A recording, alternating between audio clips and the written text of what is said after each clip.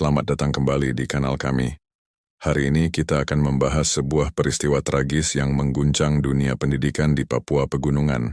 Sebuah kasus kekerasan yang menimpa seorang guru pahlawan tanpa tanda jasa di Holuon, Dekai, telah menyisakan duka mendalam. Mari kita telusuri bersama temuan tim investigasi dan kronologi kejadiannya.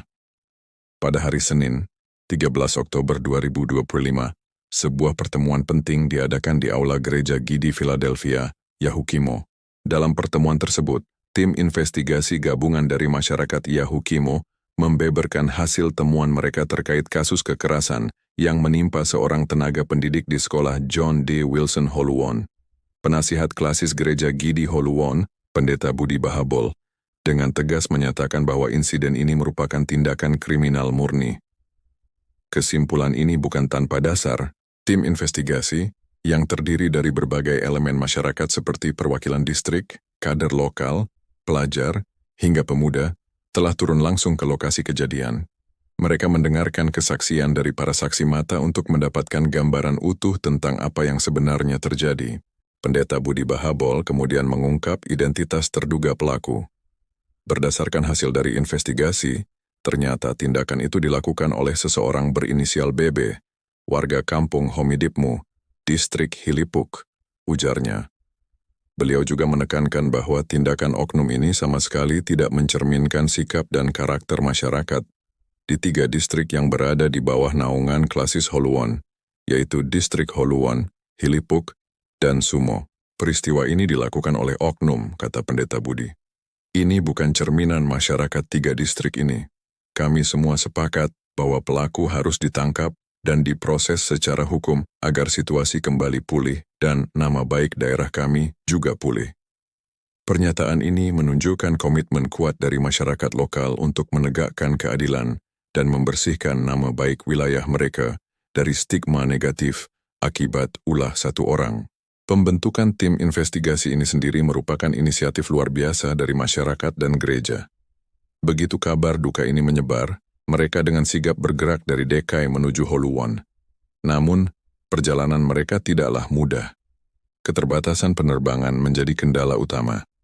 Berkat dukungan dari maskapai Advent Air Service, tim akhirnya berhasil tiba di Holuon pada hari Senin untuk memulai tugas mulia mereka. Dampak dari peristiwa ini sangat terasa di tengah masyarakat. Ketakutan sempat menyelimuti warga, membuat banyak dari mereka memilih untuk mengungsi sementara ke hutan dan tempat-tempat aman di sekitar kampung. Mereka baru berani kembali ke rumah masing-masing setelah mengetahui kedatangan tim investigasi. Mereka baru kembali setelah mengetahui kami tiba di lokasi. Kami bersyukur atas perlindungan Tuhan, tambah Pendeta Bahabol, menggambarkan betapa besar harapan yang diletakkan warga pada tim ini. Rasa duka yang mendalam juga disampaikan oleh Kepala Distrik Holuon, Nathan Esanggoet. Beliau menegaskan bahwa selama ini masyarakatnya selalu menjaga dan menghormati para guru serta tenaga pembangunan yang datang untuk mengabdi di wilayah mereka.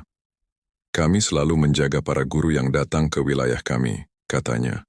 Kejadian ini dilakukan oleh orang dari luar distrik Holuon, sehingga kami berharap pelaku segera diamankan. Harapan ini senada dengan suara seluruh masyarakat yang menginginkan keadilan segera ditegakkan. Lalu, bagaimana sebenarnya kronologi peristiwa memilukan ini terjadi? Mari kita kembali ke hari Jumat, 10 Oktober 2025. Pagi itu, suasana di sekolah John D. Wilson Holuon dipenuhi semangat. Rombongan guru dan siswa sedang bersiap untuk kegiatan penanaman pohon di kaki Gunung Sogondek, sebuah lokasi yang berjarak sekitar 2,5 kilometer dari sekolah. Setelah melaksanakan ibadah pagi, sekitar pukul 9 waktu Indonesia Timur, rombongan mulai bergerak. Mereka terbagi menjadi 3 kelompok untuk memudahkan koordinasi. Rombongan kedua, yang berada di tengah, dipimpin langsung oleh seorang ibu guru pemberani, Melanie Wamea. Saat itulah, di tengah perjalanan yang seharusnya penuh keceriaan, tragedi itu terjadi. Tiba-tiba, jalan mereka dihadang oleh seorang pria tak dikenal. Wajahnya ditutupi, dan tangannya menggenggam senjata tajam. Menurut kesaksian saksi mata, pria itu langsung mengancam seluruh rombongan. Suasana seketika berubah menjadi mencekam. Anak-anak yang ikut dalam rombongan menjerit ketakutan. Di tengah situasi genting tersebut, Ibu guru Melanie menunjukkan keberaniannya. Ibu guru Melanie sempat berusaha melindungi murid-muridnya. Tutur salah satu saksi, mengenang tindakan heroik sang guru. Peristiwa ini sontak menimbulkan kepanikan luar biasa.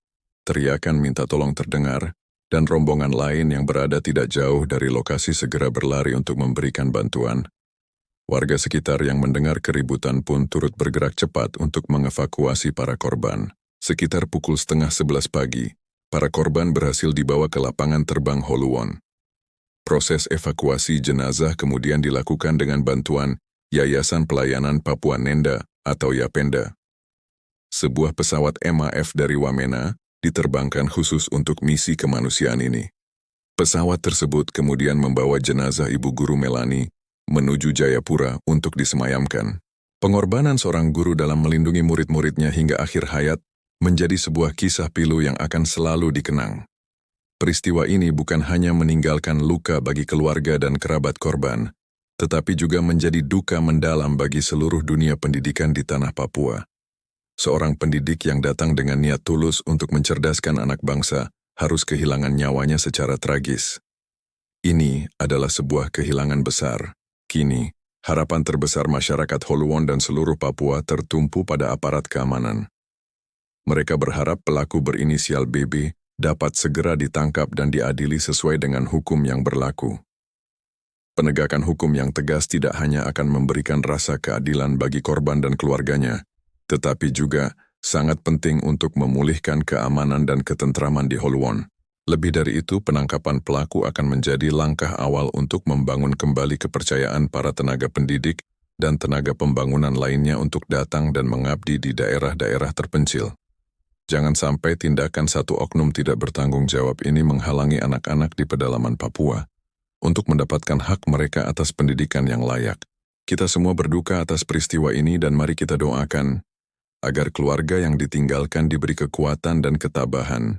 Semoga keadilan dapat segera ditegakkan dan semangat para pahlawan pendidikan di seluruh pelosok negeri tidak akan pernah padam.